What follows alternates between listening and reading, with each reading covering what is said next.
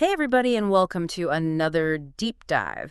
This time, we're going to take a look at Jupiter. We've got some notes and excerpts from what sounds like a pretty cool lecture on this king of the planets. It sounds like it's going to be pretty dense. Yeah, it really is. So we're going to try and pull out the most interesting facts and insights. You ready to have your mind blown? Absolutely. Let's do it. All right, so first up, Jupiter is huge. Did you know that it's so big that you can actually see it without a telescope? It's true. Jupiter is the second brightest planet that you can see at night, after Venus. That's because it has a diameter 11 times larger than Earth's. 11 times. So you could fit like thousands of Earths inside it, right? Even more than thousands, actually. Over 1,300 Earths could fit inside Jupiter. Mm. And all that mass means Jupiter's gravity is king. It really affects the orbits of other planets and even determines where the solar system's center of gravity is. Wow. So it's not just big, it's basically running the show. But you know what's always intrigued me? This whole almost star thing. What's the story there? Well, Jupiter's composition is very similar to the Sun. Mostly hydrogen and helium, just like the Sun. So is it like a failed sun or something? Pretty much, yeah. If Jupiter had been a bit more massive, it could have ignited nuclear fusion, which is the process that powers stars. Can you imagine having two suns in our sky? And double the sunburn, double the fun. Let's not get ahead of ourselves. Nuclear fusion is an incredibly powerful reaction where atoms are forced together under immense pressure, and this releases enormous amounts of energy. The sun can do this because of its huge mass and gravity.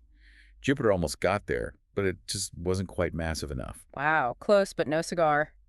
But even without being a star, Jupiter's got a lot going on. Like, have you ever seen those pictures of its atmosphere? It's constantly swirling around with these crazy storms. Oh yeah, it's pretty wild. Those clouds are moving at speeds of 300 kilometers per second. 300 kilometers per second. That's insane. What's driving all that activity? All that speed creates a ton of friction, and that generates enormous amounts of heat and energy. This is why Jupiter has lightning storms that are thousands of times more powerful than anything we see on Earth. So it's a constant light show up there. I would definitely not want to get caught in one of those storms. Oh, me neither. And all this crazy atmospheric activity has confused scientists for centuries. If we could figure out how Jupiter's weather works, it could teach us a lot about energy dynamics and weather patterns, maybe even ones we haven't even beat of yet. It's like a giant laboratory for extreme weather. Speaking of extreme, what about that famous Great Red Spot we've all heard about? The Great Red Spot. That's a gigantic storm, way bigger than anything on Earth. And get this, it's been raging on Jupiter for at least 400 years. 400 years? Is that even possible? On Jupiter, it is. At its largest, the Great Red Spot was so big that you could fit 4 Earths inside of it. Okay, now that is mind-blowing. But hey, hasn't there been some news about the red spot lately? I thought I heard it was doing something weird. Oh, you're right. Recent observations show that the Great Red Spot is actually shrinking. And some scientists think it might even disappear entirely someday. Wait, what? So this gigantic storm that's been going on for centuries might just vanish? What would that even mean for Jupiter? Well, that's a big question. We don't really know. Does this shrinking storm mean that something big is changing inside Jupiter? Or is it just part of a natural cycle in its atmosphere? Scientists are still trying to figure that out.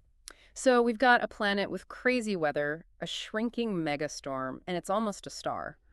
What else could Jupiter possibly have going on? Well, how about a moon system that puts ours to shame? You're talking about those Galilean moons, right? Exactly. Jupiter has 79 known moons, but the 4 largest, which were discovered by Galileo, are especially interesting.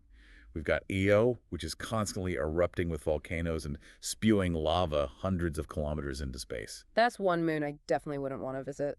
Then there's Europa, which has this icy surface, but scientists think there might be a hidden ocean underneath all that ice. And some even think that ocean could support life. Whoa, hold on. Life? You're saying there could be life on one of Jupiter's moons? It's a real possibility. Mm-hmm. And that's just 2 of the Galilean moons.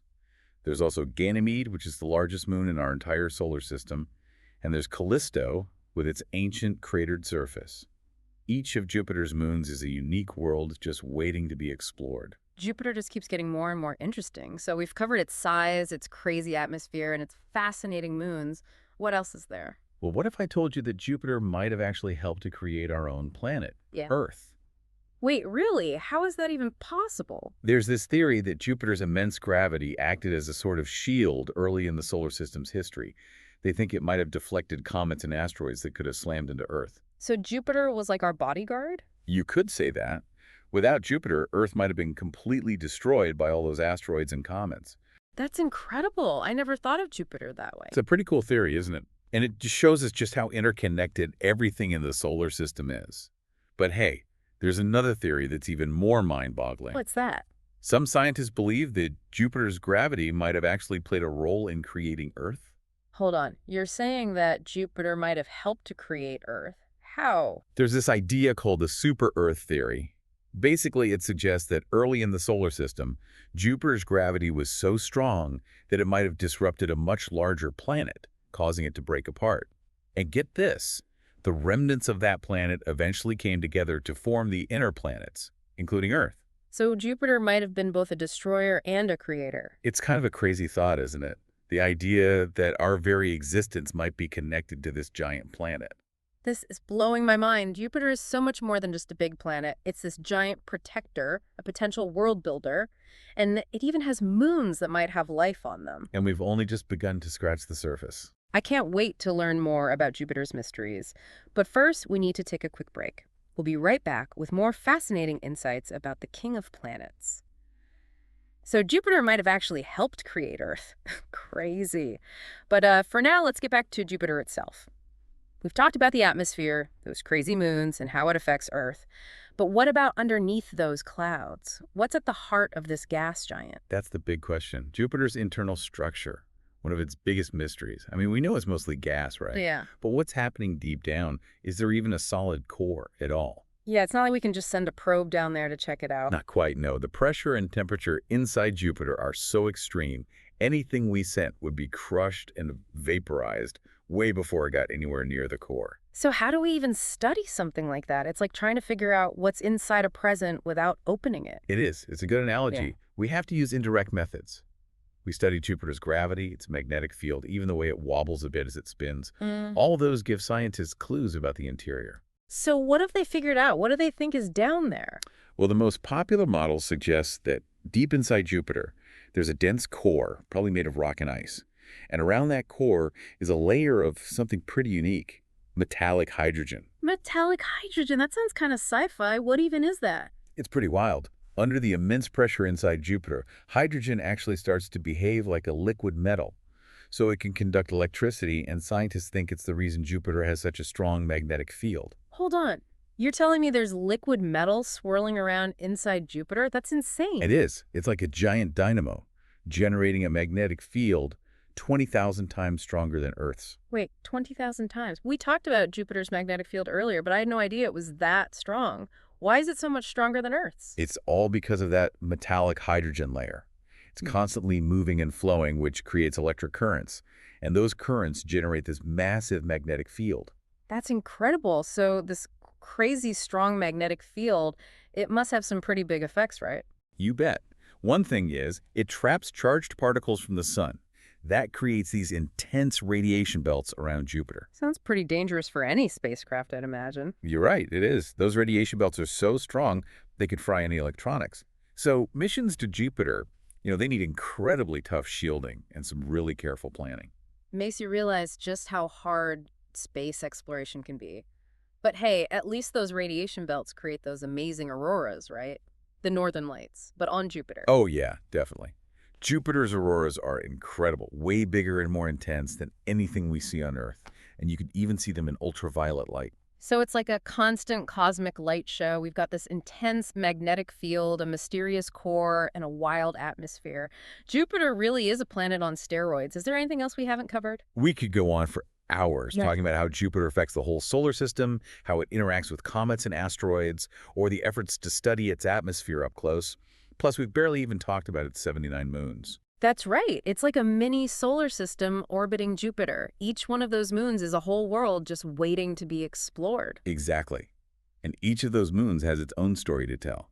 Who knows what incredible discoveries are out there waiting for us? It's crazy how much we've learned about Jupiter, even in just the last few decades. From not even knowing if it had moons to now talking about the possibility of life on one of them. It really shows the power of science and human curiosity. And every new discovery just brings up more questions. It's a never-ending cycle of exploring and learning. That's the beauty of science, right? It's not about having all the answers. It's about always asking new questions, pushing the limits of what we know, and expanding our understanding of the universe. Speaking of pushing those limits, what are some of the big mysteries about Jupiter that scientists are still trying to figure out? Well, like we were talking about, the exact makeup of Jupiter's core is still pretty mysterious. Is it solid? Is it something else entirely? Then there's the great red spot. Why is it shrinking? Will it just disappear completely? And if it does, what will happen to Jupiter's atmosphere? And of course, the big one. Is there life on any of those incredible moons? There are just so many questions, each one more exciting than the last. But as we create new technologies and send more advanced spacecraft to Jupiter, we'll definitely get closer to some answers. It's so exciting to think about what we might learn about Jupiter in the future. But I think we've covered a lot of ground today. Ready to wrap things up? Absolutely, let's do it. So, Jupiter, what a planet. Yeah, really. It's been a wild ride, hasn't it? We've gone from its crazy size and those massive storms all the way to talking about maybe hidden oceans on its moons. And don't forget that whole idea about Jupiter maybe helping to create Earth. Right, that was pretty mind-blowing. The super Earth theory really makes you think differently about, like, how the solar system formed. It really shows you that everything out there is connected, you know? But for now, I kind of want to get back to the big picture. What does a planet like Jupiter, I mean, what does it tell us about, like, the whole universe and where we fit into it all? That's a big question. I think for me, Jupiter shows us that the universe is full of surprises. It challenges how we think about planets, how they're made, how they all work together. It's definitely not like any other planet we know. I mean, it's this giant ball of gas with storms that go on for centuries, a magnetic field that's just ridiculous, and moons that might even have life on them. Exactly. It forces us to rethink what's even possible and to imagine, like, these crazy worlds that are nothing like our own. And those moons, with those oceans maybe hidden under the ice, makes you wonder, right? What else is out there? Definitely. It's like Jupiter and its moons are a tiny version of the whole universe. Mm-hmm. They show us just how many different kinds of worlds could be out there. It's kind of awe-inspiring, to think about all those strange planets that might be out there just waiting for us to find them. And we're really just getting started. Every time we discover something new, it leads to even more questions and more places to explore. This whole deep dive has really gotten me curious about Jupiter. Like, we've just scratched the surface of this giant planet. There's so much more to learn about its atmosphere, what's deep inside, how those moons all move around, and how it all affected the whole solar system. So for anyone listening who wants to learn more about Jupiter, where should they go? Any good resources? Well, NASA's website is a great place to start. They have tons of information on Jupiter, all the missions they've sent there, and all the latest discoveries.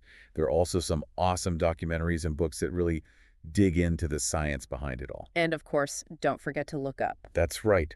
Jupiter's so bright, you can often see it with just your eyes.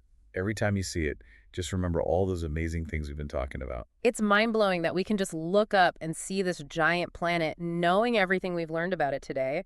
Makes you really feel small, but also kind of connected to the universe. Absolutely. Yeah. And it pushes us to keep exploring, keep asking questions, never stop learning. Well said. Looks like we've reached the end of our deep dive. Any last thoughts before we sign off? Just this. Yeah.